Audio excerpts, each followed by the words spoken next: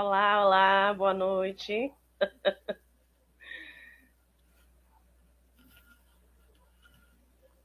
Boa noite, Léo. Boa noite, Nara.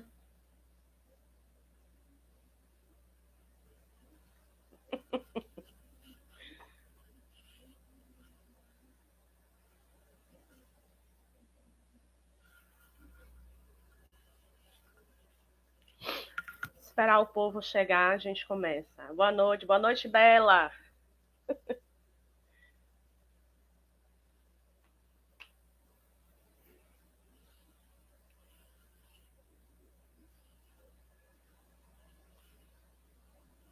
Janaína. Janaína é da onde?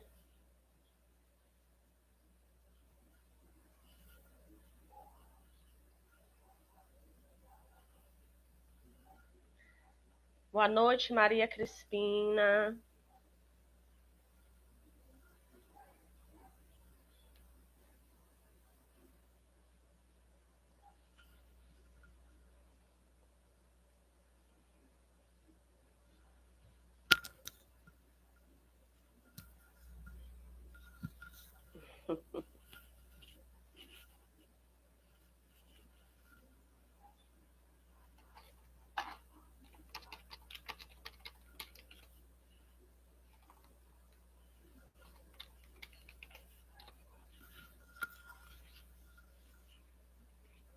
Boa noite, Isabel. Vão colocando o local de onde vocês estão aí no chat para já ir conhecendo. Obrigada, Léo. Obrigada.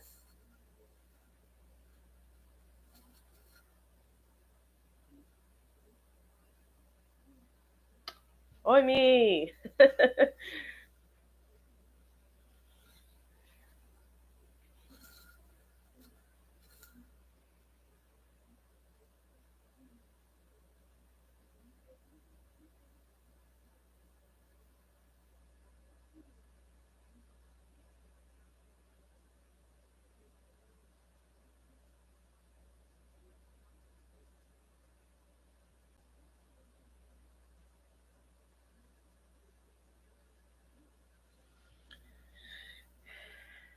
Narinha, Lagoinhas. Jeane, boa noite.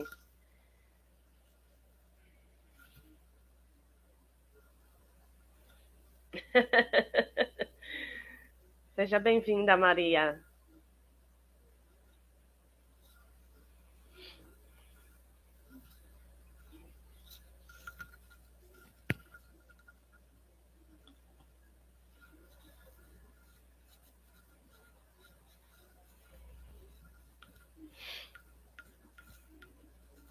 Só mais um tempinho, gente, tá? Pra gente começar.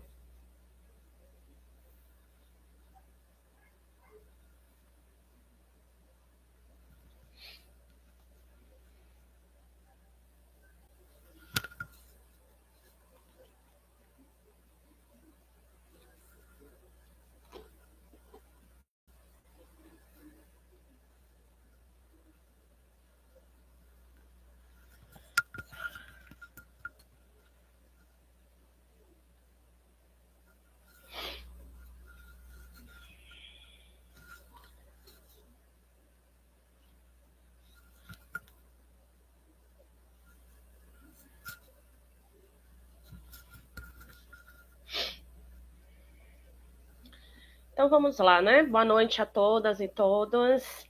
Obrigada pela presença de vocês. Aramari. Muito bem. Nós vamos começar essa live. Ela não vai ser tão longa, né? Aceitando o desafio de muitas pessoas que fazem parte dessa rede linda, né? De inclusão escolar, que a gente trilha junto desde 2008 até hoje, né? Então, há um tempo, as pessoas têm me pedido para fazer algumas transmissões. E aí eu marquei da outra vez, né? Mas por problemas técnicos e questões de saúde eu não pude fazer, né? E aí, aproveitei agora esse feriadão, né? O final do feriadão, todo mundo retornando, para que a gente pudesse conversar, na verdade, sobre esse tema que é tão pertinente, que tem muitos tabus, muitas dificuldades, muitas nuances, e que a gente realmente precisa traçar um caminho junto, uma rede grande de educadores.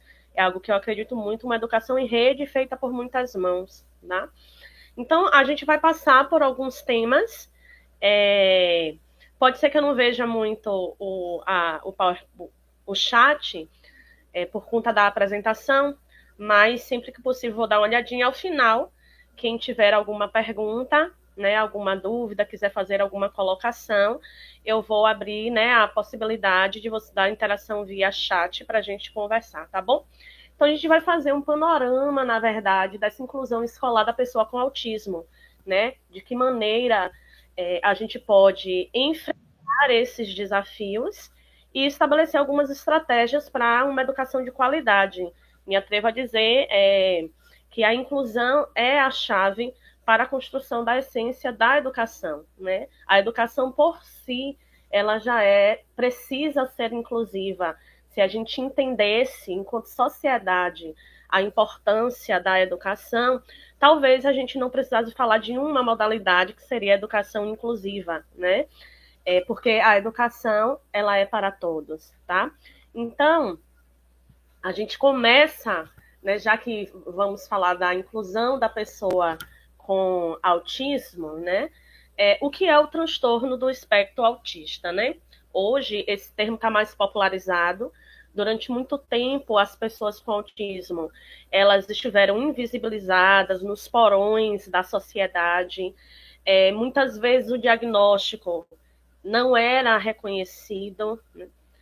Crianças com autismo eram vistas como crianças psicóticas, então eram tratadas como crianças com psicose, né? E a partir do movimento internacional, né, sobre a pessoa com deficiência, essa perspectiva sobre a pessoa com autismo veio mudando, tá? Então, nós temos aí alguns marcos internacionais, que são muitos, e alguns marcos nacionais quanto ao diagnóstico diferenciado para a pessoa com autismo.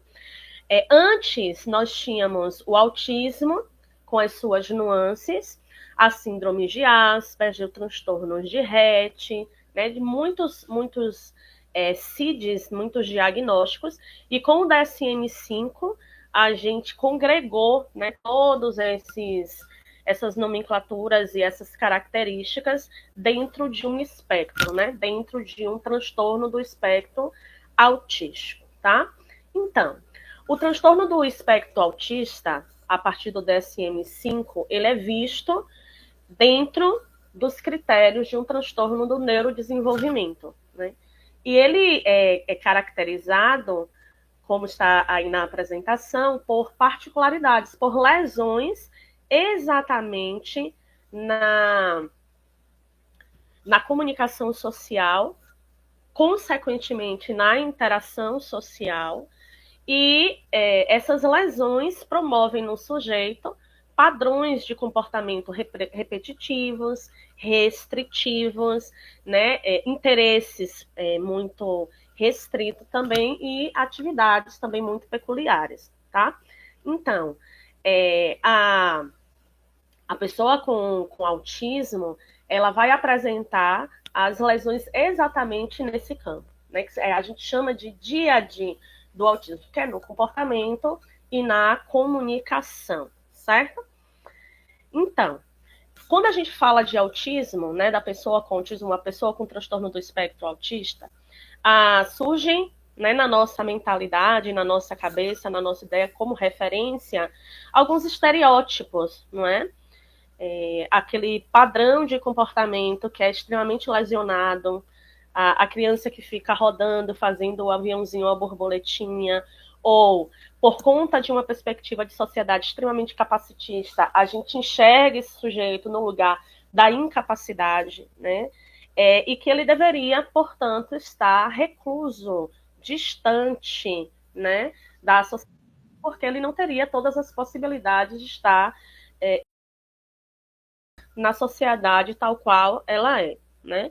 Então, o objetivo também desta live é que a gente possa se munir de informações, de estratégias que possam promover uma mudança de olhar em direção a uma sociedade e uma educação verdadeiramente inclusiva.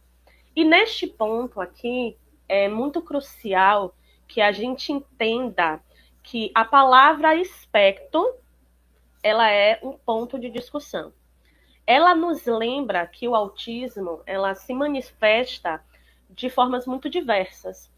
Cada indivíduo com TEA, ele possui um perfil único de habilidades, de desafios, com diferentes níveis de necessidade e níveis de suporte, tá? Então, como é que essas áreas de características, elas se manifestam no sujeito com o transtorno do espectro autista, né?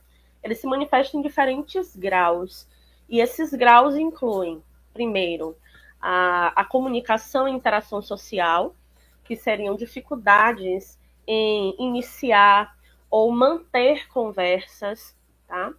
Em compreender nuances de uma linguagem não verbal, como, por exemplo, a expressão facial, o tom de voz, né? Eles vão ter também dificuldades em compartilhar interesses, em desenvolver relacionamentos, e percebam que eu estou falando não da impossibilidade de fazer isso, mas de dificuldades em fazer essas coisas, tá? Um outro ponto, uma outra área de característica, né, que vai marcar a pessoa com transtorno do espectro autista, padrões restritos, os padrões repetitivos, né? Então, por exemplo, movimentos repetitivos, que são as estereotipias, bater as mãos, balançar o corpo, né? O balanceio, a fixação em rotinas, em rituais, o hiperfoco, que são esses interesses intensos e específicos, muitas vezes disfuncionais, tá? Um outro ponto, que são as diferenças no processamento sensorial, né? Então, crianças, adolescentes e adultos com autismo, eles costumam ter hipersensibilidade ou hipossensibilidade, né? A hipersensibilidade pode se expressar, por exemplo, como aversão a sons altos, aversão a luzes fortes, repúdio, né? Recusa por certas texturas com toque, com tato, mas também com o paladar, certo? Com cheiros, ou hipossensibilidade, né? Como ele sente muito pouco a partir dos seus sentidos, ele busca estímulos sensoriais muito intensos. Então, ao mesmo tempo que pode ter um sujeito que é hipersensível, não pode ouvir o menor ruído que desregula, a gente pode ter também um sujeito que vai buscar sempre volumes muito altos, cheiros muito fortes, comidas muito, né, latentes aqui no palato, né? Então, tanto a hipersensibilidade quanto a hipossensibilidade vão ser marcadores aí, né, das características gerais da pessoa com autismo, tá? Então, gente, essas são algumas características, na verdade, da pessoa com autismo, tá? Para a gente adentrar mais profundamente, a gente precisaria, né, de um momento à parte para entender a natureza, né, a condição neurológica da pessoa com autismo. Por que a escolha desses elementos? Porque esses são os elementos que ficam mais latentes socialmente e que são alvo das nossas interações dentro do contexto escolar, né? Exatamente os vínculos, os comportamentos, né? O hiperfoco, as estereotipias, né? Essas acabam sendo as angústias tanto do sujeito com autismo quanto daqueles que estão no entorno desta pessoa com o transtorno do espectro autista, tá? O diagnóstico da pessoa, né, que porventura tem uma sintomatologia compatível com o transtorno do espectro autista, ele ser fechado e dado CID por alguém da área médica, né? Um psiquiatra, um neuropediatra, né? Um neurologista, a própria pediatria, mas o rastreio, né, dos indicadores de autismo, eles podem ser feitos por outros profissionais, como, por exemplo, psicólogos, psicopedagogos, neuropsicopedagogos, neuropsicólogos, né? Todos eles podem fazer esse rastreio, né? E outros profissionais podem perceber um funcionamento fora do esperado para a idade, né? Também a partir das suas áreas de atuação. É muito importante na hora de entender a sintomatologia que cada profissional, seja ele da área da educação, da área da saúde, ou mesmo dentro do contexto familiar, eles tenham muita consciência do que são os marcos de desenvolvimento, né? Lembrando, né, que a gente costuma e aprendeu, na verdade, enquanto sociedade, dizer que cada criança e cada sujeito tem seu tempo, né? A gente que trabalha na área de psicopedagogia, a gente costuma dizer que quem tem tempo é relógio, né? Pessoas têm marcos. E os marcos, eles não são um ponto, tipo, a criança atingiu 3 anos. Com 3 anos exatamente, ele vai adquirir todos os marcos de desenvolvimento esperado para 3 anos. O marco é uma. E como uma curva, alguns estarão, né, virando, outros estarão já no topinho e outros já estarão migrando para o próximo marco. Ela idade até as vésperas de fazer a próxima idade, né? Então, não podemos também, em função do discurso que se popularizou de que cada criança tem seu tempo, esquecer o que é marcos de desenvolvimento.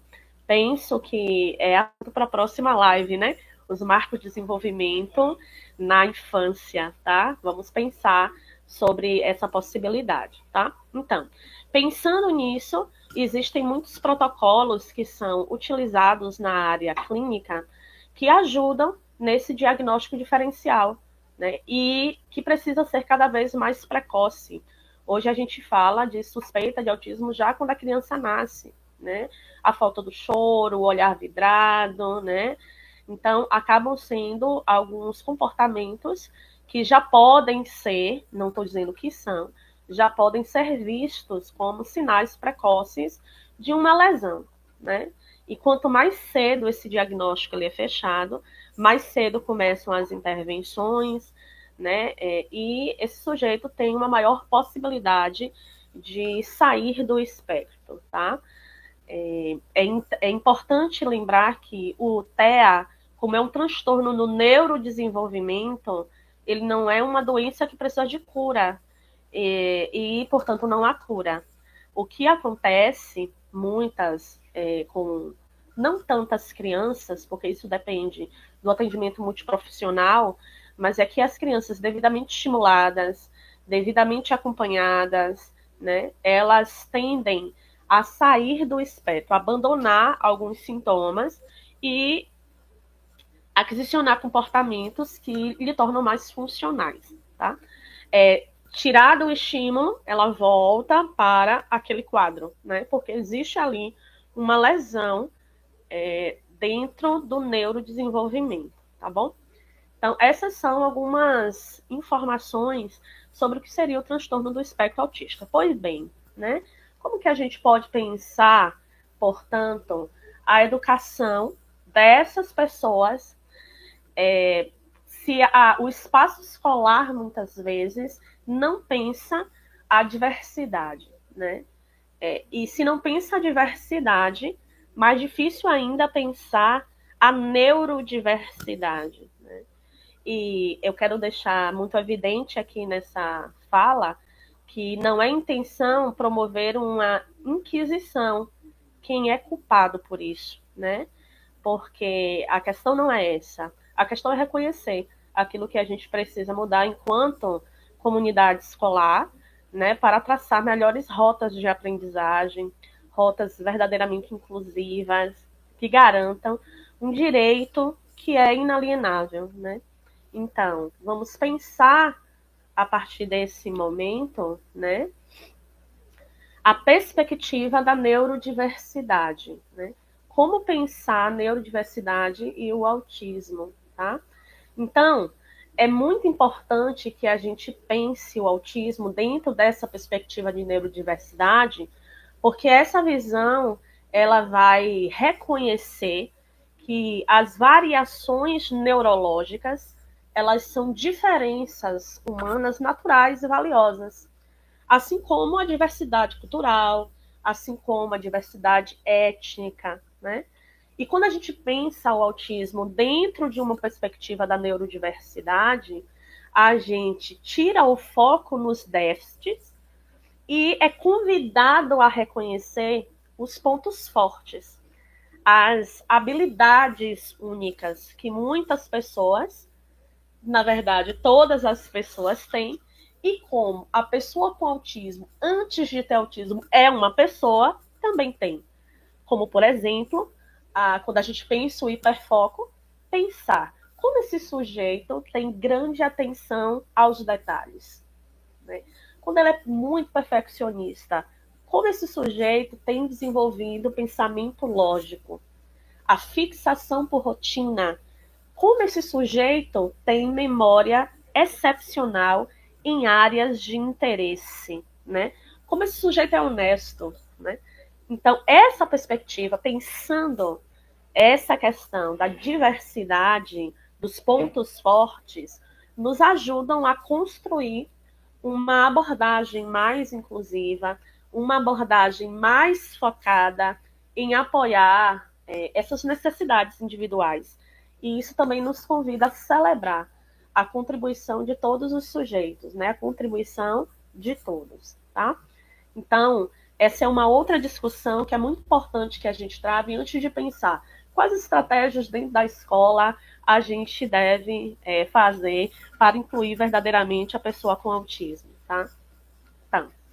Um outro ponto que eu separei hoje para conversar com vocês é o direito à educação inclusiva, né? Eu continuo com o termo inclusiva porque esse é um marco legal brasileiro, falar de uma educação inclusiva, né?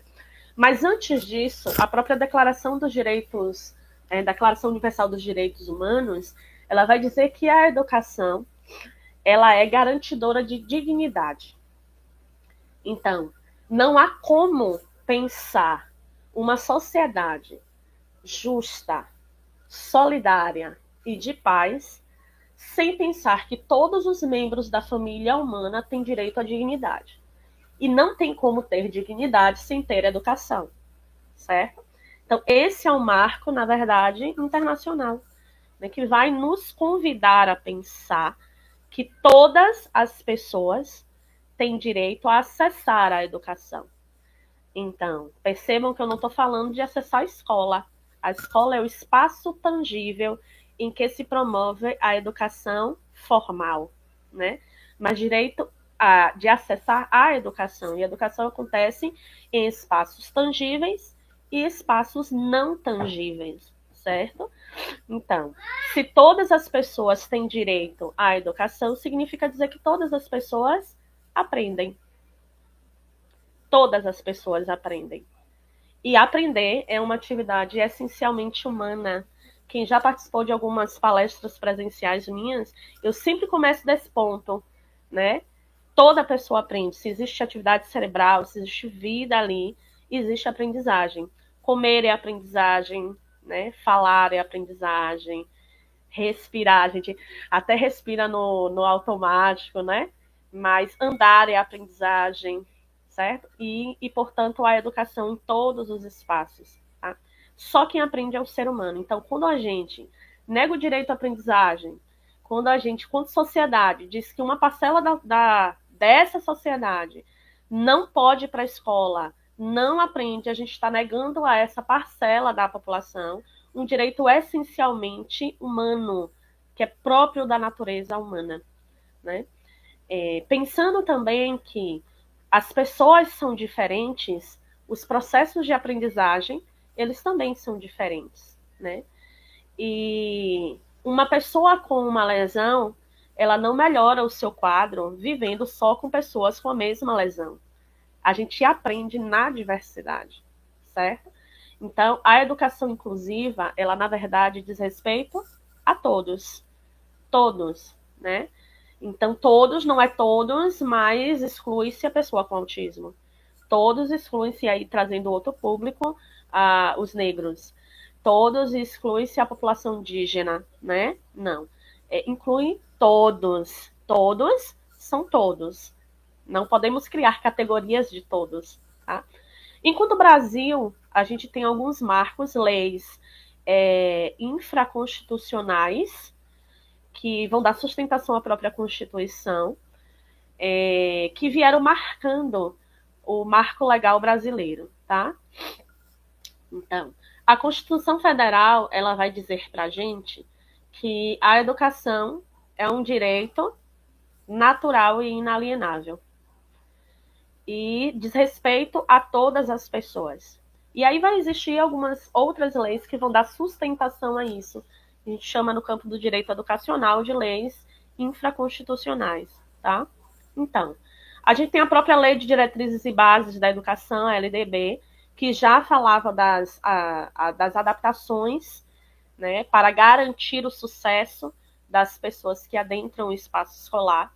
A gente vai ter a Política Nacional de Educação especial na perspectiva da educação inclusiva, e esse é um ponto interessante da gente conversar, porque antes a gente falava apenas da modalidade da educação especial, que vai se referir a adaptações que vão existir a vida toda para aquele sujeito, em função do quadro de deficiência. Então, era o público-alvo da educação especial, as pessoas com deficiência, que são as 5 deficiências, os transtornos globais de desenvolvimento, altas habilidades e superdotação, né? Mas entendemos, enquanto sociedade brasileira, né, que a educação especial ela já não dava sustentação para tantas outras questões que eram impeditivas da pessoa na escola aprender, né? Então, por isso que a gente tem aí esse marco, a Política Nacional de Educação Especial na perspectiva da educação inclusiva. E quem nos convidou a pensar essa perspectiva da educação inclusiva foi a Declaração de Salamanca, né? Um documento feito na Espanha, exatamente, né, pela Universidade de Salamanca, um grande nicho de pensar os direitos da pessoa com deficiência. Então, nessa Declaração de Salamanca, é pensado que tudo aquilo que impede a pessoa de aprender no curso esperado para a sua idade é alvo da educação inclusiva, tá? Então, crianças que estão em zona de guerra, educação inclusiva para elas. Uma criança que se acidenta, precisa do domiciliar, educação inclusiva para ela. Uma criança que se hospitaliza, educação inclusiva para ela também, tá? Então, inspirado nesse documento internacional, a gente tem aí a Política Nacional de Educação Especial na perspectiva da educação inclusiva, tá? E em 2015, a gente vai ter, enfim, o Estatuto da Pessoa com Deficiência, ou Lei Brasileira de Inclusão da Pessoa com Deficiência, ou como os mais íntimos chamam de LIB, né? Ela, dos artigos 27 a 30, ela vai versar exatamente sobre o direito à educação, tá? Então, esses são 3 marcos que eu considero, assim, maiores dentro da legislação brasileira, mas existem outras leis também que vão garantir direitos mais específicos, como, por exemplo, a Lei Berenice Piana, que é a lei conhecida como a Lei do Autismo, ou a Lei do TDAH e Dislexia, que foi promulgada agora em 2021. Então, a gente vai ter aí outras leis que vão garantir direitos mais específicos para públicos mais específicos, tá? Então, esses marcos legais, eles vão nos lembrar que a inclusão escolar ela não é apenas uma questão de boa vontade, mas um direito fundamental garantido por nossa legislação, certo? Então, elas vão assegurar, como tem aí na nossa apresentação, o direito à educação para todos, sem discriminação. É importante também lembrar que esses marcos legais, eles vão estabelecer a responsabilidade do Estado e das instituições de ensino em garantir um sistema educacional inclusivo em todos os níveis e modalidades. E não é só colocar as pessoas lá, mas quando fala de garantir um sistema educacional inclusivo em todos os níveis e modalidades, ele também vai assegurar que haja recursos e apoios necessários para atender às necessidades específicas dos alunos com deficiência, incluindo o TEA. Então, percebam que não é meramente garantir isso pela legislação, colocar, institucionalizar esses sujeitos lá no espaço escolar, mas garantir também que ele tenha plenitude lá, que ele aprenda lá, né? Porque não se trata apenas de acessibilidade, né? Mas de garantir a aprendizagem plena desses sujeitos, né? Incluindo a pessoa com TEA, tá bom? Então, também a gente poderia, né, pensar em várias possibilidades, né, de outras lives ou formações para falar sobre os marcos legais brasileiros e o que é garantido por lei em cada marco aí, que é a legislação, apesar de não ser muito conhecida, né, pela sociedade em geral, ela não é pequena, né? Lê do engano a gente pensar que isso é novo, né? É novo para a gente que teve uma formação em que essas questões não foram pensadas. Mas no campo legislacional, essas foram discussões que sempre existiram, tá bom? Então, o próximo ponto da nossa discussão são os impactos positivos da inclusão para o aluno com TEA. Por que é importante para a pessoa com autismo estar na escola regular? Por que não as escolas especiais, né? Primeiro, né? Eu lanço a pergunta, que vai ser bem retórica. O que seria isso, né? De educação especial, ou pessoa especial, ou aluno especial? O que é especial nesse sentido, né? Quem não é especial? Eu convido vocês a pensar. Eu sou especial, né? Acredito que vocês também têm alguma coisa que vocês são muito bons e que vocês se acham especiais. Mas existem outras questões que tornam todos nós comuns, né? Membros de uma mesma comunidade. Então, é muito importante que a gente entenda os benefícios e os impactos positivos da inclusão, né? Da pessoa com autismo e também de outras pessoas com outras deficiências no espaço regular, tá? Tranquilo, gente, até aí que eu vou falando.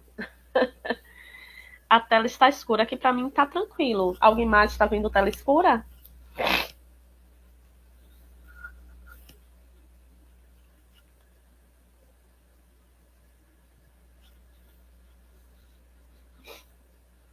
Acho que tá tranquilo, né, gente? Então eu vou continuar aqui, tá bom? Então, amores, né? Quais são os benefícios da inclusão para o aluno com autismo, né? Então, como diz aí embaixo na citação, a inclusão escolar, ela vai proporcionar uma série de benefícios que são cruciais para o desenvolvimento integral do aluno com autismo. Por que estar na escola regular é bom para ele, né? Já ouvi muito falar, mas não é bom para ele, aqui não é o espaço para ele, enfim, né? Então, primeiro ponto é que o espaço da escola regular ele é o garantidor do seu desenvolvimento social. Então, o convívio diário com colegas pode oferecer oportunidades para aprender e praticar habilidades sociais, como iniciar e manter interações, compreender regras sociais implícitas, desenvolver a empatia, né? O espaço regular da escola também traz a possibilidade para a pessoa com autismo de desenvolver-se emocionalmente, né? sentir-se parte de um grupo, ser aceito, construir amizades, né? E isso tudo vai contribuir para o bem-estar emocional, para a construção dessa autoestima e para a redução dos quadros de ansiedades, tá certo? Então, é muito importante. Às vezes a gente prioriza o desenvolvimento das habilidades acadêmicas e esquece que no espaço escolar a gente não aprende apenas os conteúdos curriculares e as habilidades acadêmicas, mas a gente aprende a ser, a conviver, a relacionar-se, né? Que são marcos educacionais internacionais, tá? Então, a pessoa com autismo também tem direito a aprender outros saberes que não são apenas os saberes acadêmicos, mas os saberes didáticos, os saberes experienciais, os saberes emocionais, tá? Então, aí vamos para essa aprendizagem acadêmica, não é? A exposição ao currículo comum, né, com as devidas adaptações e flexibilizações, ela vai estimular o desenvolvimento cognitivo e, consequentemente, a aquisição de conhecimento. Vamos lembrar que o cérebro ele precisa dessa estimulação. O cérebro precisa exercitar-se, né? Porque ele é dotado dessa grande capacidade que é a neuroplasticidade. Então, ela vai ampliando a sua capacidade à medida que vai sendo estimulado. Então, a aprendizagem acadêmica não deve ser apenas a mera repetição dos saberes acadêmicos, mas também uma estimulação dessa cognição, né? Deve ser desafiadora também para o sujeito, para todos os sujeitos, e isso não é diferente para a pessoa com autismo, tá? E um outro ponto é o desenvolvimento das habilidades de comunicação, né? É onde está um dos marcos mais fortes na lesão da pessoa com autismo, que são as habilidades de comunicação, né? Então, a interação constante com diferentes pessoas e as suas diferentes interlocuções em contextos muito variados vai acabar enriquecendo as habilidades de comunicação, tanto verbais quanto não verbais, né? É um marcador, e isso, Kelly, é um marcador muito forte, na verdade, da pessoa com autismo, ela ter aquela fala inexpressiva, né? Uma fala ou mais robotizada ou com ênfase demais, né? Então ela fica disfuncional. E existe uma lesão também no campo da linguagem, que é a lesão na linguagem pragmática. Ela não entende o sentido social da palavra, a função social da palavra, né? Então, neste campo, a pessoa com autismo ela acaba tendo maiores dificuldades. E estar no espaço escolar e fazer essa interlocução dá mais possibilidades para esse sujeito desenvolver e começar a compreender a função social da comunicação das palavras, tá? Tanto que quando a gente tem lá as orientações para as escolas, né? As escolas, por exemplo, que eu acompanho, toda vez que eu vou conversar com os professores de língua portuguesa, quando a gente está falando lá do ensino fundamental, anos finais, aí eu chego para as provas de português e digo, quando chegar em figuras de linguagem, precisaremos fazer determinadas adaptações até que o sujeito seja capaz, né? Porque é onde está um pouquinho dessa lesão, né? Quando chega lá em história, por exemplo, fazer a comparação entre presente e passado, ele também vai ter essa dificuldade, porque ele é muito literal, ele é muito do agora, né? Então, há uma lesão também na compreensão espaço-temporal, certo? Então, tem que estar um pouco mais próximo, mais palpável, né? Mais direto. Então, são orientações, inclusive, que são importantes ser dadas dentro do contexto escolar, daquilo que naquele momento aquele sujeito ainda não garante e o tipo de estimulação que a gente precisa fazer para que em outra temporalidade ele consiga alcançar essa habilidade.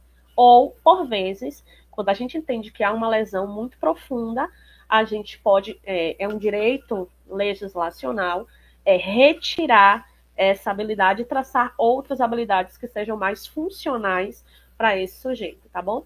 Então, quando eu falo muito desses benefícios né, da inclusão do aluno com TEA no espaço regular, eu também defendo que a presença nas escolas da equipe, né, multiprofissional, para pensar cada sujeito e as suas necessidades, né? Porque há também a gente vai discutir isso mais adiante, uma sobrecarga na figura do professor como sendo o único responsável por garantir todo esse direito à educação.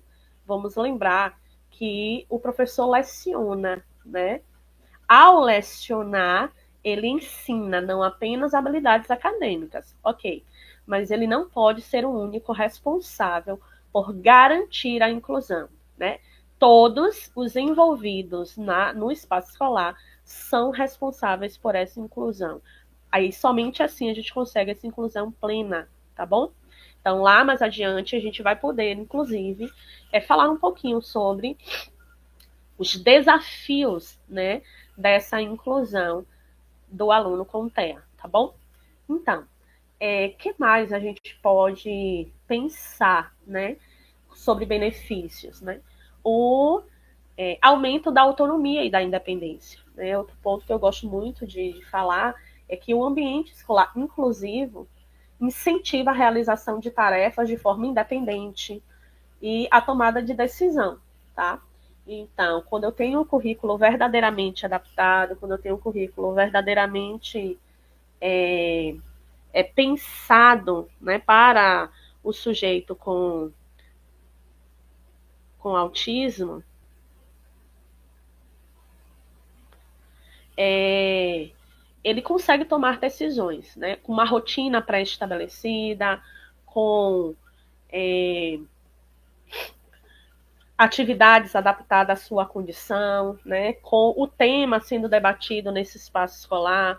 Por isso que esse mês de abril, que a gente chama de mês de conscientização do autismo, é muito importante, mas ele não deve ser o único mês a se pensar o autismo e também, né, pensar as outras deficiências, as outras necessidades educacionais, tá certo? Então, a autonomia acaba se desenvolvendo e a independência também nesse contexto, tá? Que é outro benefício a gente vai ter também aí da inclusão da pessoa com autismo na escola, a preparação para a vida adulta, certo? Então, a inclusão oferece para esse sujeito um ambiente mais realista para o desenvolvimento das habilidades necessárias para a vida adulta, como, por exemplo, a interação social no trabalho, né? Ou a interação social na sua comunidade. Então, esses são benefícios para a inclusão da pessoa com autismo no espaço regular, tá? Mas aí, queridos, a gente precisa também pensar que é benefício não apenas para a pessoa com autismo estar na escola, mas é benefício também para os outros alunos, né?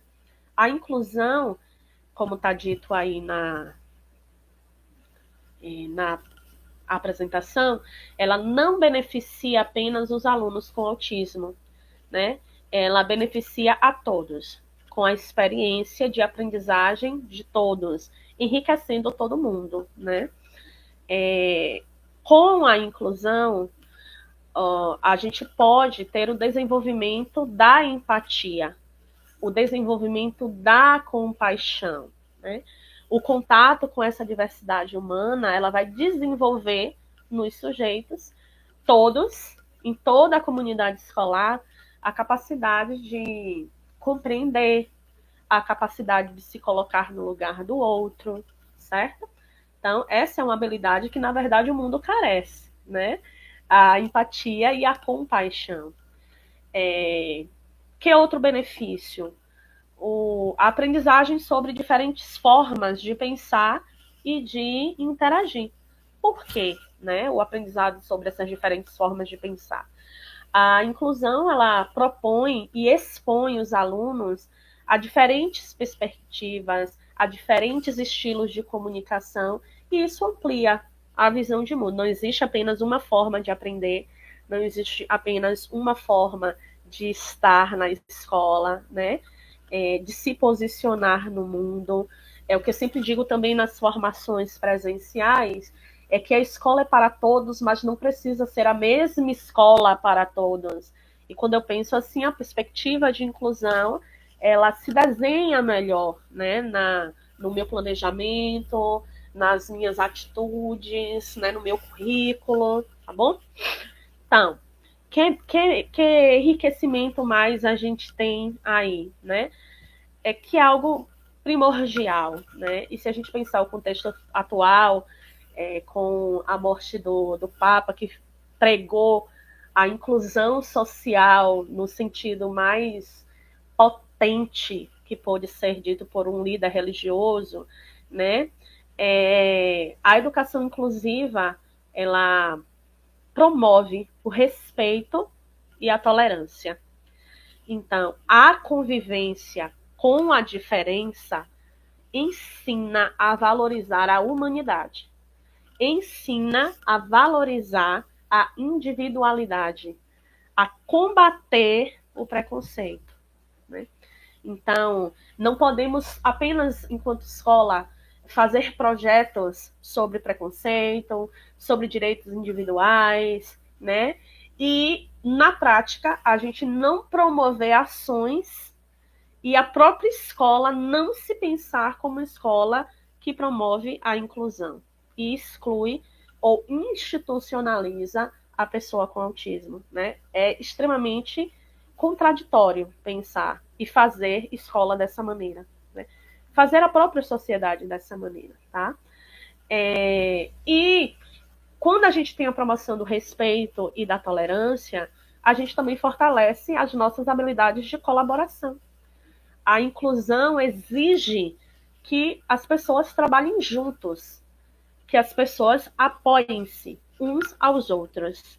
E assim a gente cria um ambiente escolar mais humano, mais acolhedor, uma escola cujo espaço ele é vivido por todos e todos se sentem valorizados e inclusive pertencentes, né?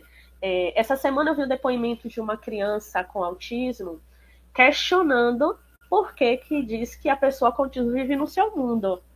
E aí ela vai dizer que não vive no mundo dela, ela vive nesse mundo, mas ela vive à sua maneira. E se a gente pensar que cada pessoa tem a sua particularidade, que está nesse mundo com a sua particularidade, ele tem muita razão. Ele, inclusive, compara o mundo com uma estrada. Todos estão nessa estrada é o mundo. Mas uns vão para a direção de lá e outros vão em outra direção, mas estão todos na mesma estrada, né? Então, essa é uma... Eu achei que foi uma alusão muito interessante, né? Que essa criança teve a pensar sobre si mesma, tá? Então, gente, esses seriam os benefícios da inclusão para os demais alunos da pessoa com autismo no espaço regular, tá? Então, agora a gente vai pensar esses desafios, os desafios mais comuns na inclusão escolar, né? E a gente sabe muitíssimo, né, na pele, quem está na escola regular, que apesar desses benefícios, a implementação da inclusão escolar da pessoa com autismo enfrenta desafios extremamente significativos, tá? Então, primeiro, né, a falta de formação especializada, né? Este é um ponto que a gente não pode esconder, né? Essa falta de formação especializada perpassa não apenas na falta de formação dos professores, mas de todos os profissionais da educação, que muitas vezes não se sentem preparados para atender às necessidades específicas dos alunos com TEA. E neste ponto, existe o papel da instituição, né, no recebimento dessas pessoas. Como que ela é recebida, né? Como essas informações das necessidades individuais desses sujeitos chegam à equipe docente, à equipe de coordenação. A escola conta com uma equipe especializada para tratar essas informações e traçar as estratégias, né? Então, essas questões, quando não estruturadas, elas acabam travando e dificultando a inclusão plena da pessoa com autismo na escola regular, tá? E aí não tem como discordar que é muito difícil, sim, né? Ainda enquanto sociedade, enquanto comunidade escolar, pensar verdadeiramente em inclusão quando estruturalmente as escolas não se preparam para o recebimento não apenas da pessoa com autismo, mas de todas as crianças. E ainda mais as pessoas com autismo, que têm necessidades muito específicas. Lembrando que não é função da escola tratar terapeuticamente as necessidades dessa pessoa. Por isso que no espaço da escola, a gente fala, a pessoa com autismo tem necessidades educacionais especiais, né? Porque a gente vai pensar as suas necessidades educacionais, tá? Um outro entrave é a resistência e o preconceito, tá?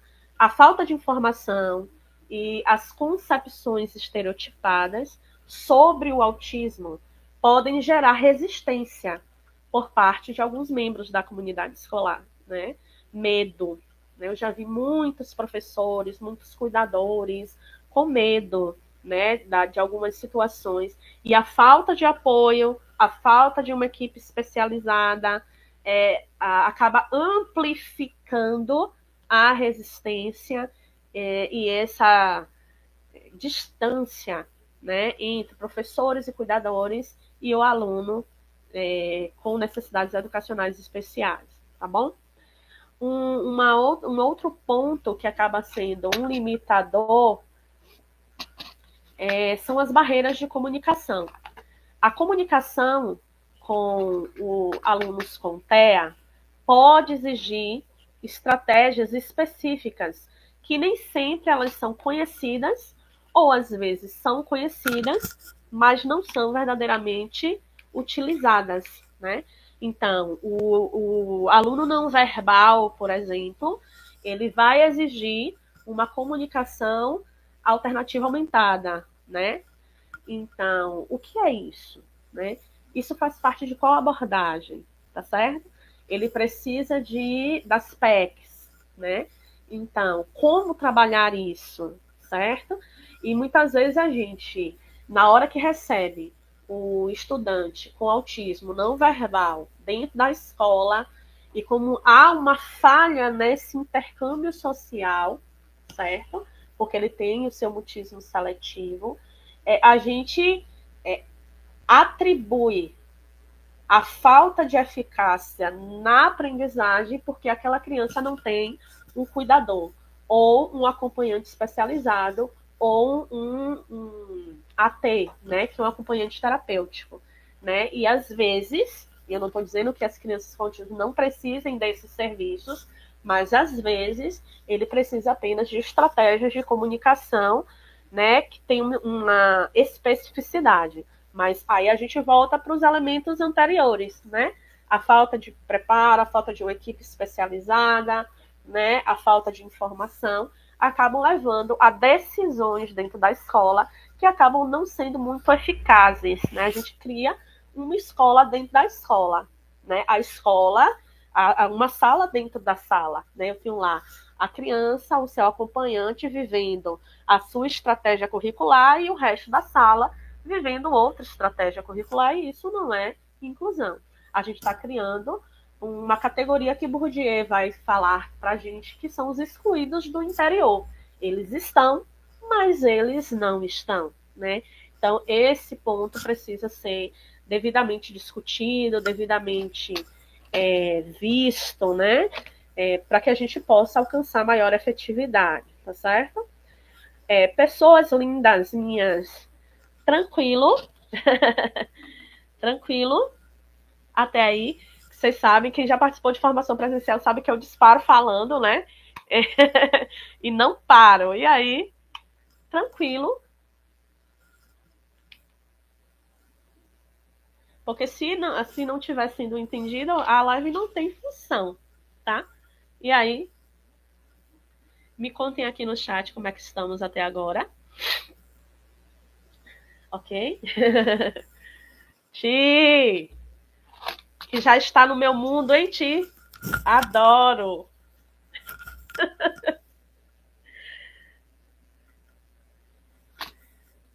Então, amores, eu vou prosseguir, tá bom? Ainda temos um caminho a seguir, tá?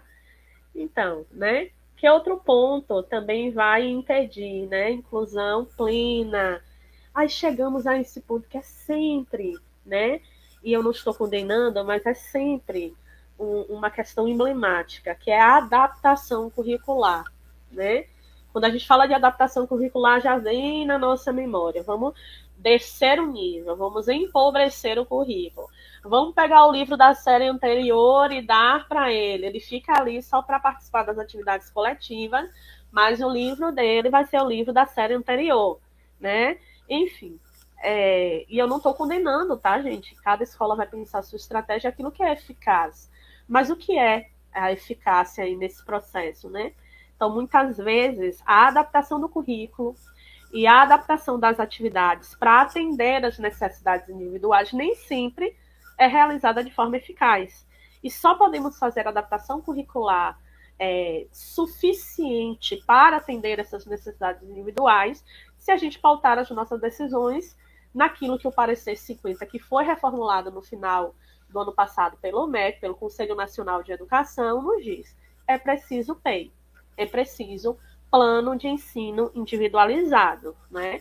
Mas lá na frente nós vamos falar um pouquinho sobre PEI, e isso é um tema também de uma formação que precisaria ser muito específica, né? Que é a formação de PEI, tá certo? Já antecipo, né, que algumas escolas elas entram em contato comigo exatamente para fazer a formação do PEI e acompanhar o processo de tessitura desse documento, que não é um documento apenas burocrático, mas também um documento norteador de todas as ações que precisam de inclusão escolar, tá? E na reformulação do parecer 50, esse público-alvo do P, ele aumenta, ele fica, né, maior. Então a gente precisaria entender exatamente o que seria esse P, né? Mas é plano de ensino individualizado, tá certo? Um outro ponto que é sempre também muito recorrente na escuta das escolas é falta de recursos e apoios. A ausência desses profissionais especializados, a EE, a distância da escola com os terapeutas, que muitas vezes chegam na escola para dizer o que a escola fazer, e às vezes não há esse intercâmbio, né? Essa troca de experiência. Às vezes é a própria escola que promove uma barreira, né? Sobe um muro e não permite que os terapeutas estejam na escola, né? A falta de recursos materiais adequados, né? Saber como adaptar o material, como construir isso, né? Então, esses são processos que acabam dificultando o processo de inclusão, tá? E o último ponto, que também considero muito importante, é a colaboração família-escola. Quando essa colaboração ela é limitada, ela prejudica o desenvolvimento do estudante, de todos. E isso acaba não sendo diferente para o aluno com TEA, né? A falta de comunicação, a falta dessa parceria efetiva entre família e escola acabam piorando o quadro desafiador da inclusão escolar, tá? Então, esses são pontos que nessa caminhada são impeditivas dessa inclusão eficaz, tá? Então, chegamos a um ponto que eu penso que todos estavam um pouquinho mais ansiosos, que é como adaptar, portanto, como estabelecer estratégias curriculares inclusivas, né, que sejam realmente eficazes. Lembrando, cada escola tem o seu currículo, cada escola tem a sua filosofia, cada escola tem as suas metas, tem os seus valores, e a educação inclusiva não chega para romper com isso.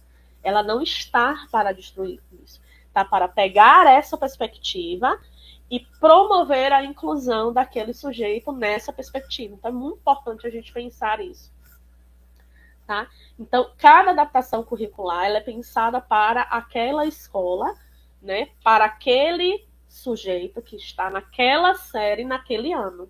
Então, é um processo que precisa de avaliação e revisão constante. É um trabalho contínuo, né? Que precisa desse sistema que vai e volta, né? De feedback o tempo todo, tá? Então, a adaptação curricular, ela é fundamental para garantir que o aluno com autismo tenha acesso ao currículo comum de forma significativa. Então, existe o currículo comum e a adaptação curricular é o caminho para ele alcançar esse currículo comum, tá? Então, quais estratégias a gente pode estabelecer para promover a adaptação curricular, tá? Primeiro, pensar que como as crianças aprendem de maneira individual, é preciso individualizar o ensino. Então, o desenvolvimento e a implementação do PEI, e o PEI vai ter lá as habilidades que aquele sujeito tem, que são as habilidades cognitivas, que vão desde a linguagem, a atenção, a percepção, a memória, a praxia, a psicomotricidade, as funções executivas, as habilidades socioemocionais. Essas todas são as habilidades que nos tornam capazes de aprender. Então, a gente vai lá e mapeia essas habilidades. Depois da gente entender quais são as possibilidades cognitivas daquele sujeito, a gente vai estabelecer os objetivos, as estratégias e as avaliações personalizadas. E normalmente, né, não é uma norma, mas acaba sendo uma orientação, é que o PEI ele seja feito no início do ano, no meio do ano ele é revisado para terminar o ano, e no final do ano ele é avaliado para gerar um relatório e orientar normativamente a professora ou o professor do ano letivo seguinte, tá certo? Então, a perspectiva do PEI mais funcional, ele deveria ser implementado dessa maneira. O modelo, existe modelo de PEI? Não. Não existe um modelo. Cada escola vai pensar o seu modelo. Nas orientações que eu dou às escolas, como às vezes, pela falta de conhecimento, de um conhecimento mais técnico, os professores sentem dificuldade nos descritivos, né, nos descritores, perdão, dessas habilidades. Então, normalmente a gente faz um protocolo, que é um checklist do que seriam os comportamentos de cada habilidade cognitiva. O professor vai lá marcando, depois ele faz a leitura daquilo, e com a leitura ele descreve o sujeito, ele sabe isso, ele sabe aquilo, nanana, e depois ele vem a partir daquilo que ele sabe, porque a gente tem que buscar o máximo das potencialidades possíveis ao sujeito, essa é a orientação, né, lá do Parecer 50, a gente traça quais são as suas habilidades acadêmicas, tá? Então, por alto, as orientações que normalmente eu dou para a construção do PEI estão neste caminho, tá bom? Um outro ponto é a utilização de estratégias visuais, né?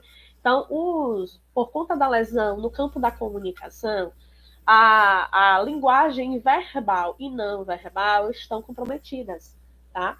Então, o uso dos recursos visuais para promover o lembrete ao cérebro daquilo que foi falado é muito importante, como, por exemplo, os horários visuais ou as rotinas visuais, quadro de rotina. Então, tem lá, né, para os meninos em que essa lesão é um pouco mais marcante, eles são mais rígidos cognitivamente, então eles precisam dessa rotina visual. Então, tem lá, segunda-feira, o que ele faz primeiro, aí tem uma imagem do que ele vai fazer primeiro, depois, o que é que ele vai fazer depois. E aí, quando termina o dia, você mostra para ele o que ele vai fazer na terça-feira, e ele já vem para a escola seguro. Né? Bom, é muito importante lembrar que a pessoa com autismo, ela tem uma fixação por rotina, porque ela tem flexibilidade cognitiva. Então, a capacidade dela de se adaptar a situações diferentes é um pouco reduzida. Então, ele busca a segurança da rotina. Então, muitas vezes, quando essas crianças ou adolescentes, eles desregulam, né, e a desregulação pode ter autoagressão ou heteroagressão, né, ou aquele choro profundo, ou a estereotipia fica mais amplificada, é porque houve alguma alteração na rotina, que pode ter sido uma rotina em casa, e aí acaba desembocando na escola, ou uma alteração da rotina dentro da própria escola, né? Então, a gente precisa olhar sobre essas questões. Cartões de comunicação, que são as PECs, né, que eu falei anteriormente, que está dentro da comunicação aumentada e alternativa, e outras ferramentas visuais, quando eles estão lá no fundamental, anos finais, o uso dos filmes, dos slides com imagens, as imagens que não tenham linguagem figurativa, mas que sejam mais literais, a preservação dessas imagens nas atividades, nas avaliações, né? Elas vão oferecendo essa segurança visual e eles conseguem linkar melhor o conhecimento que foi construído na hora da aula, tá certo? Então, essas são sugestões, na verdade, muito importantes para que o menino consiga alcançar o currículo comum. Essas são adaptações curriculares, tá? Outras ajudas que a gente pode dar para esses sujeitos são apoios concretos, né? A utilização de objetos, de modelos, de materiais manipuláveis, para tornar os conceitos mais tangíveis. Em todos os componentes curriculares nós conseguimos isso? Não. Mas sempre que possível, e o máximo possível que a gente puder usar, a gente garante o sucesso desse sujeito na construção do seu próprio conhecimento, tá? Então, o recurso concreto, ele é garantidor. Também escolas que orientam, eu sempre digo, primeiro a gente estimula, depois a gente dá o papel. Primeiro a gente estimula, depois ele registra, né? Então, é dessa maneira que a gente consegue um pouco mais de sucesso. Os meninos que estão aí na live, né, que eu faço orientação, né, e atendem essas crianças, eu sempre falo, qual é o recurso, né, para que ele possa construir esse conhecimento, ele possa manipular, porque isso é mais concreto, para depois ele ir para o campo do registro. Porque registrar é simbolizar, é linguagem simbólica, né? Então, a gente precisa garantir esse apoio concreto, tá? Divisão de tarefas, né? Então, o autismo, né, o TEA, para ser mais correto no uso do termo, ele é uma sacolinha, vamos essa alusão, né? Uma sacolinha. Ela não vem muitas vezes sozinha, ela tem a sacolinha a comorbidade, né? Então, muitas vezes o sujeito tem TEA e tem TDAH, ou tem transtorno de ansiedade, ou tem, enfim, né? Que são as comorbidades, tá? E quando tem TDAH, às vezes é TDAH do tipo desatenta, TDAH do tipo hiperativo, ou TDAH do tipo combinado, né? E por conta dessa hiperatividade, dessa hipercinesia, há uma lesão também no campo da atenção e da memória, né? Então, muitas vezes ele até se interessa inicialmente pela atividade e ele procrastina, ele abandona, ele perde interesse, né? Ou a tarefa não usa a área de interesse para atrair, ou realmente ele tem uma lesão ali na área da atenção. Então, é importante dividir as tarefas, quebrar as atividades complexas em etapas menores, e sendo menores, elas são mais gerenciáveis, tá?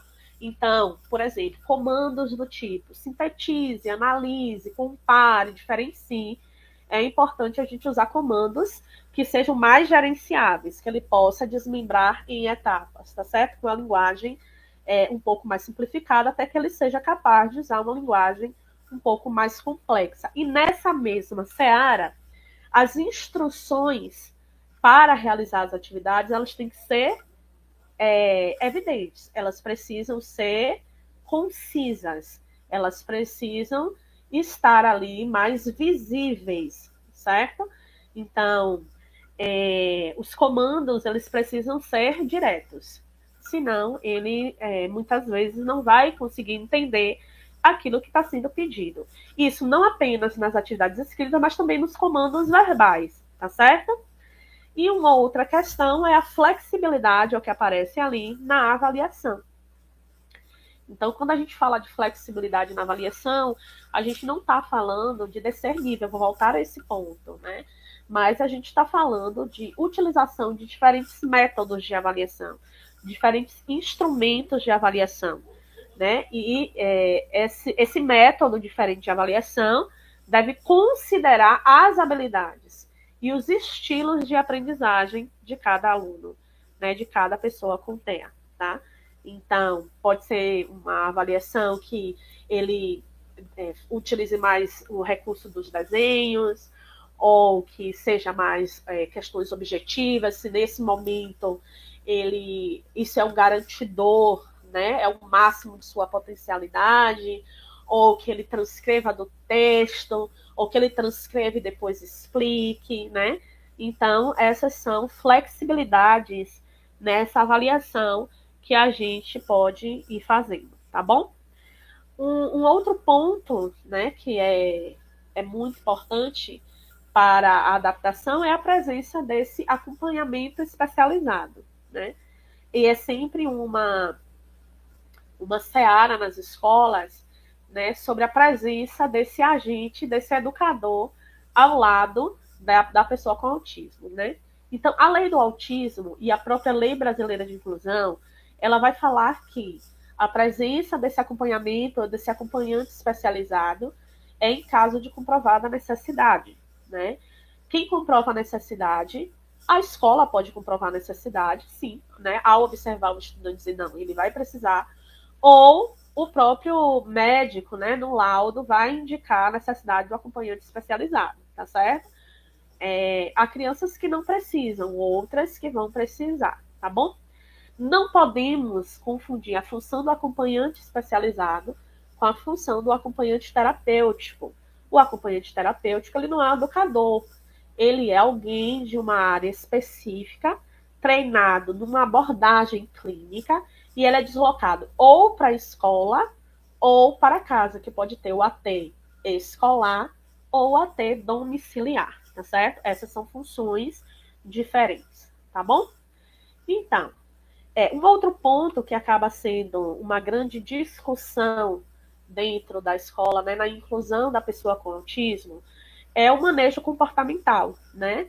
Então, como é que a gente pode estabelecer estratégias de manejo de forma que o sujeito com autismo aquisicione comportamentos positivos, né? Então, o manejo comportamental positivo foca aí em compreender a função dos comportamentos e ensinar alternativas mais adequadas. Percebam bem, uma criança que só grita, chega na escola gritando, né, a estereotipia vocal, e aí ela vai para a sala e fica gritando, né, grita, grita, grita, é uma estereotipia.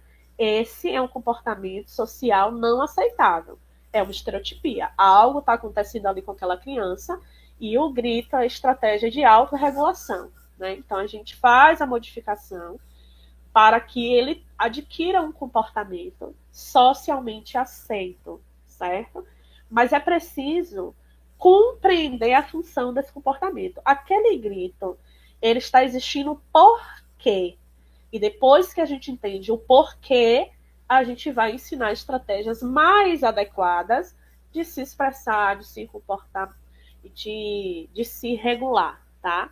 Segurar uma colher e ir para a escola. Isso socialmente não é adequado, não é que é errado. Para ele não é errado, porque está promovendo uma autorregulação. É que nem a gente quando está na clínica ou no banco, está cansado de esperar e começa a bater a perna, começa a se sacudir. Isso é uma estereotipia. É uma estratégia que a gente está buscando para se autorregular. No caso da pessoa com autismo, essa reação ela é amplificada e pode ser um impeditivo para as suas relações, para a aprendizagem, né? Enfim.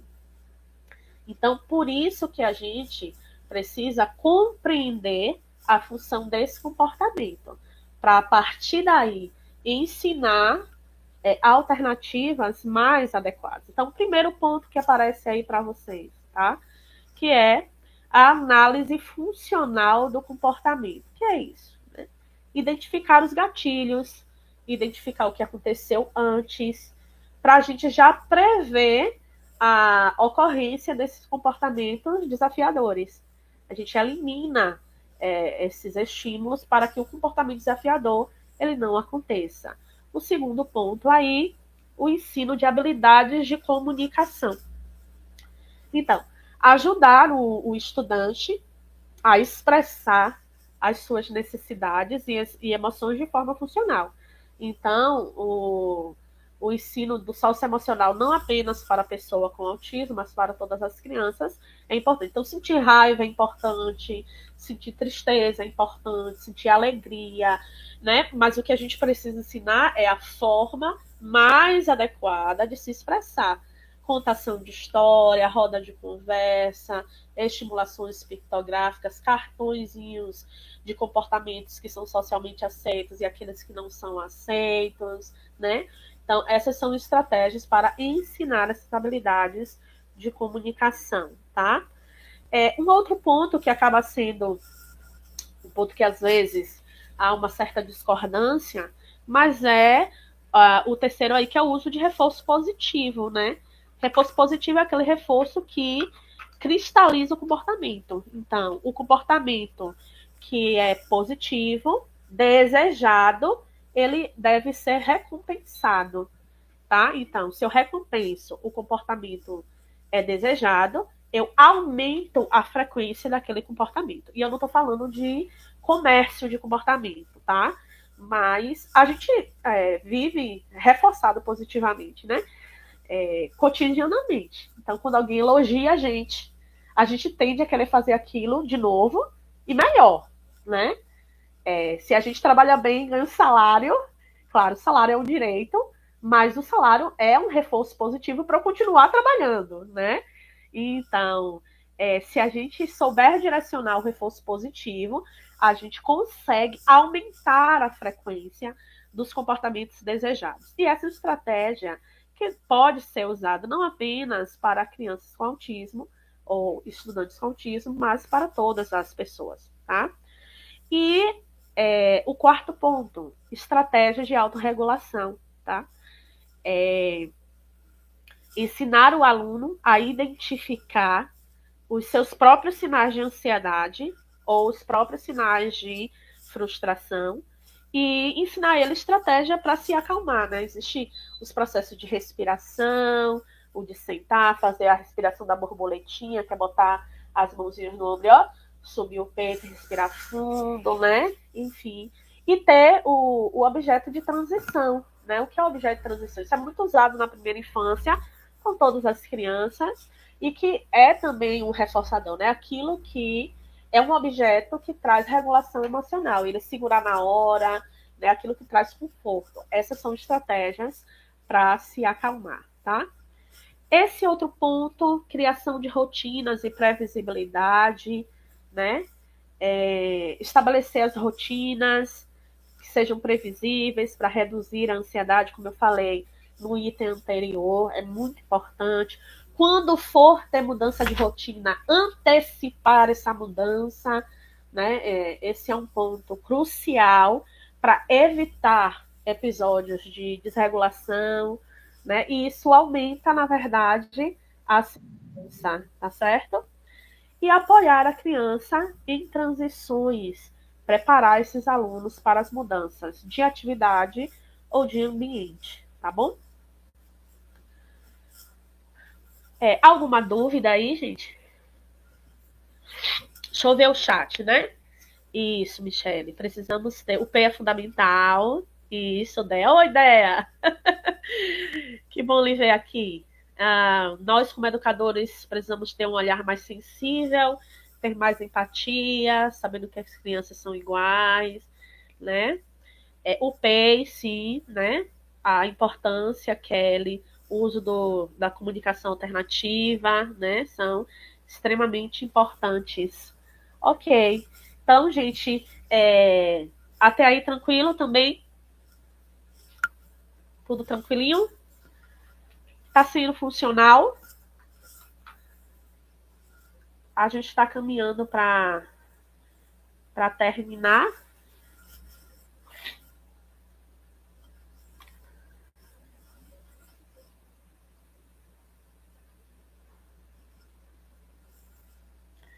Então vamos falar aqui, né? Tem uma galerinha aqui que está assistindo a live, que é o meu povo lá da sala de recursos de Aramari. Cadê meu povo lindo?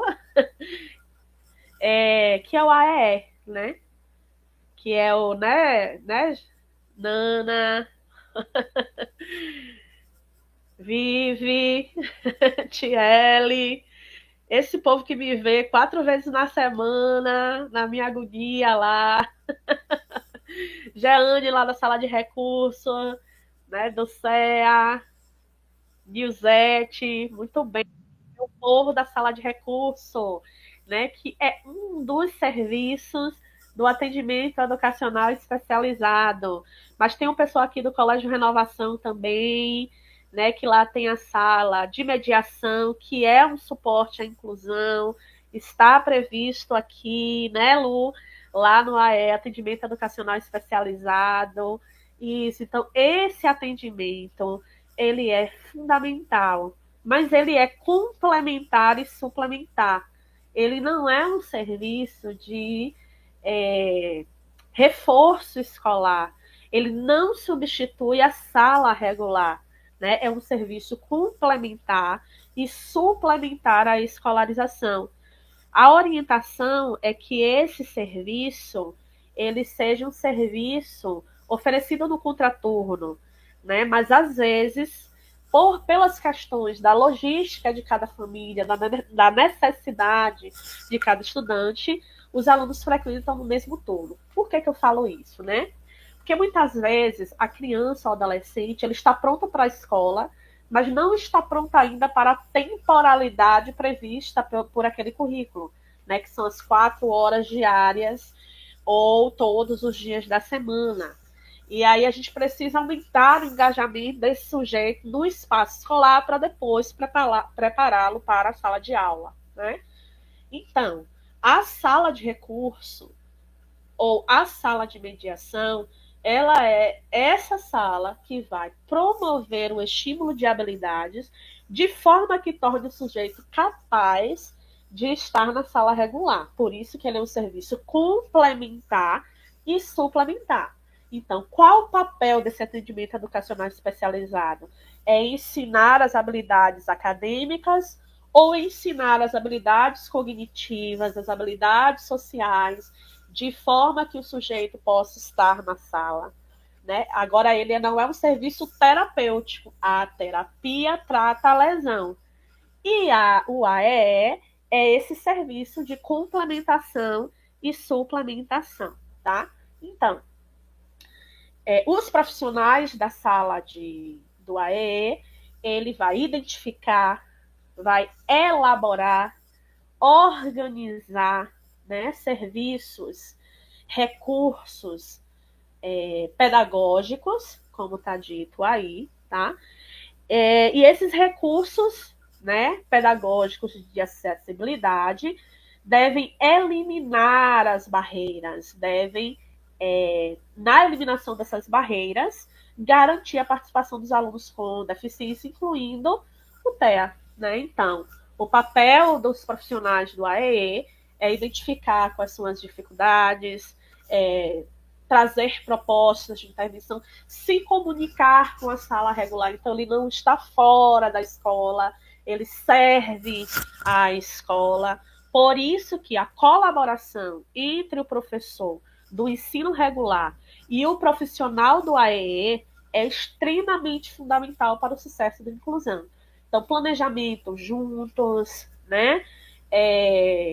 Troca de atividades, participação em reunião juntos, são essenciais. E a gente tem uma legislação estadual específica que trata do atendimento educacional especializado, inclusive nos regimentos e nas propostas pedagógicas, né? Projeto político pedagógico, isso deve estar devidamente registrado. Que existe na escola, como existe e que serviços oferece, né? Então, no processo de regulamentação da escola, o AEE, ele é obrigatório, né? Sem AEE, a inclusão, ela fica lesionada em si, né? Ela não garante eficácia, não garante eficiência, tá certo? Então, precisamos também pensar a estruturação desse AEE, tá? E essa parceria fundamental, essa parceria essencial entre família e escola, né? A parceria entre a família e a escola é um pilar fundamental para a inclusão bem-sucedida do aluno com autismo. Por quê? Porque a família possui informações valiosas sobre a história do desenvolvimento desse estudante, seus interesses, suas preferências, suas necessidades específicas, né? E a comunicação com a escola, da escola com a família, deve ser aberta e deve ser regular. Então, não chama a família só no início do ano e no final do ano. E a família, porque eu sei que tem pais aqui também, tios, tias, não deve apenas esperar a escola chamar, porque a educação é corresponsabilidade, né? Não é quando eu matriculo na escola, eu não estou transferindo a responsabilidade da escolarização para a escola, né? E também não podemos jogar toda a responsabilidade enquanto escola para a família. Então, é uma relação de corresponsabilidade, responsabilidade junto. Então, por isso que essa comunicação, ela deve ser como? Aberta e regular. Essa troca de informações, a participação da família nas atividades escolares, elas são essenciais para alinhar as estratégias e garantir a continuidade do aprendizado em diferentes contextos, inclusive de forma a combinar os manejos, né? A escola faz o manejo na escola e combina em casa como será esse manejo. Então, isso traz segurança para a criança. Ela não se vê em universos que estão conflitantes, que estão combatendo. E aí ela fica perdida nesse universo. Então, é muito importante, né, combinar, na verdade, essas ações, tá? Esse ponto aqui, né, que não podemos pensar a educação inclusiva sem pensar em toda a escola, né? Então, desde o porteiro, a moça da cantina, o pessoal da manutenção, secretaria, né, os outros pais, as crianças, os professores, né? Devemos criar esse ambiente escolar verdadeiramente inclusivo, né? E isso requer esse esforço contínuo, de sensibilização, de conscientização, né, de toda a comunidade escolar. Então, a promoção de palestras, workshops, atividades que informem sobre o autismo, desmistificando estereótipo, incentivando o respeito à diferença, a empatia, atividades que promovam a colaboração entre alunos, que desfaçam as panelinhas, né? Espaços em que as crianças, os adolescentes, eles possam expressar as suas dúvidas, seus sentimentos sem serem julgados, serem acolhidos, né?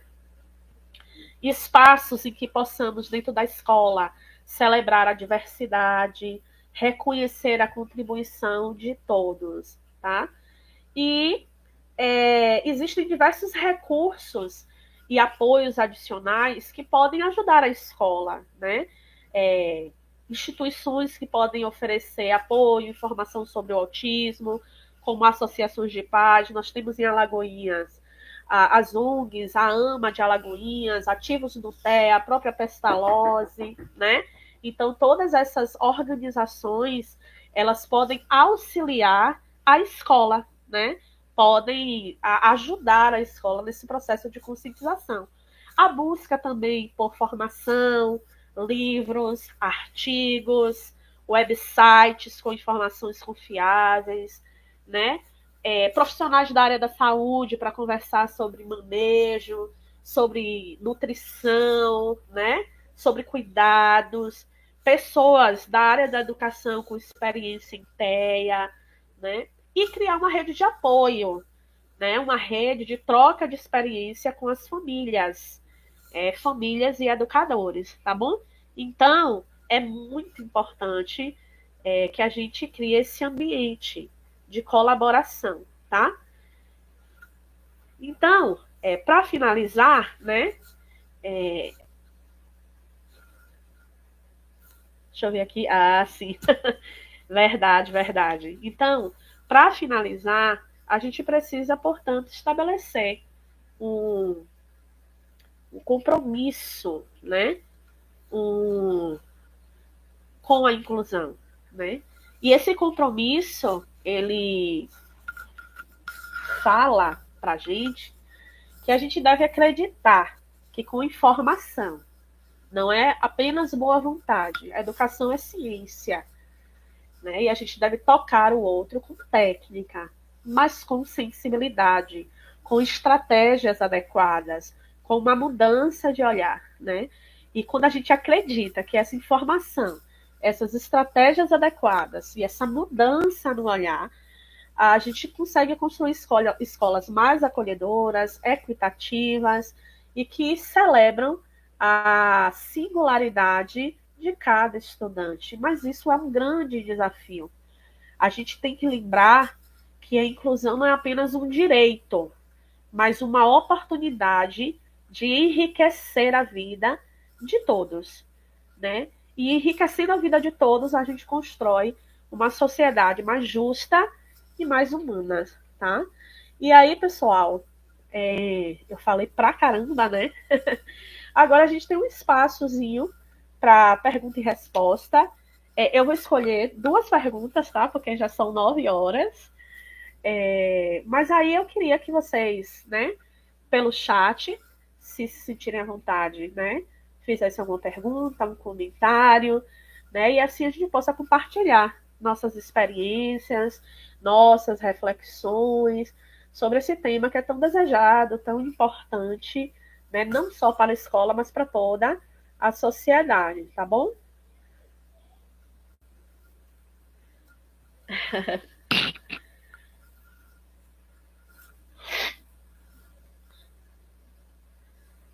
Sim, Kelly, né? Isso. Então, aí a gente está falando, na verdade, de concepção pedagógica, né? Então, Kelly traz ali no chat que, no ponto de vista dela, a parceria do AEE é um pouco difícil por conta da carga conteudista que o sistema educacional impõe aos professores, sim. Então, esse foco educacional, né, das escolas no conteúdo em detrimento das habilidades acaba impondo essas restrições.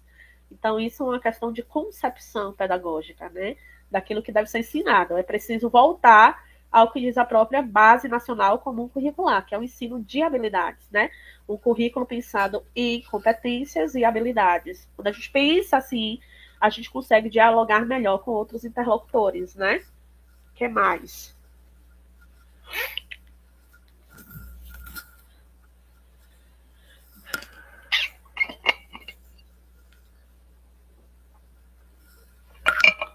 Tem uma fala ali de Nelcilene que se a família não é parceira, como a escola pode trabalhar com os alunos que necessitam de educação inclusiva? Então, a escola vai privilegiar o que a escola vê, né? Não vai poder contar com que a família. E aí vai acionar a responsabilidade da família, tá bom? Porque a educação é corresponsabilidade, tá certo? Então, ela trabalha com o que ela vê, faz o melhor que ela pode com o que ela vê, e se a família é ausente, ela vai acionar legalmente a família por conta de sua ausência na escola, até porque isso é legislação. Então, comparecer às reuniões e à convocação da escola é uma obrigação legal das famílias, tá certo? Então, é importante que a coordenação e a direção da escola tenham ciência da legislação educacional e daquilo que deve ser acionado como responsabilidade da família, tá certo? Obrigada, Vivi. Que mais, amores?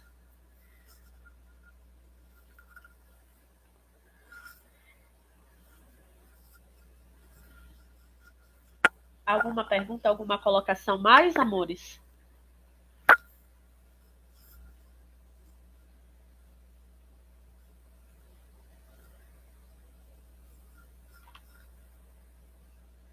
Então, queridos, queridas, muito obrigada pela presença, pela confiança.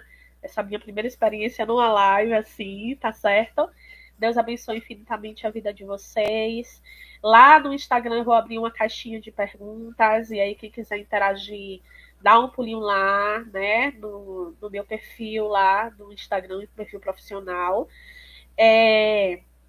E a gente vê uma possibilidade de uma outra live também. Então, vou abrir 2 caixinhas de pergunta, né? Uma pergunta livre sobre a live de hoje e uma outra pergunta, uma caixinha de perguntas sobre próximos temas, como eu fiz com essa, tá certo? Então, Deus abençoe infinitamente a vida de vocês. Muito, muito, muito obrigada.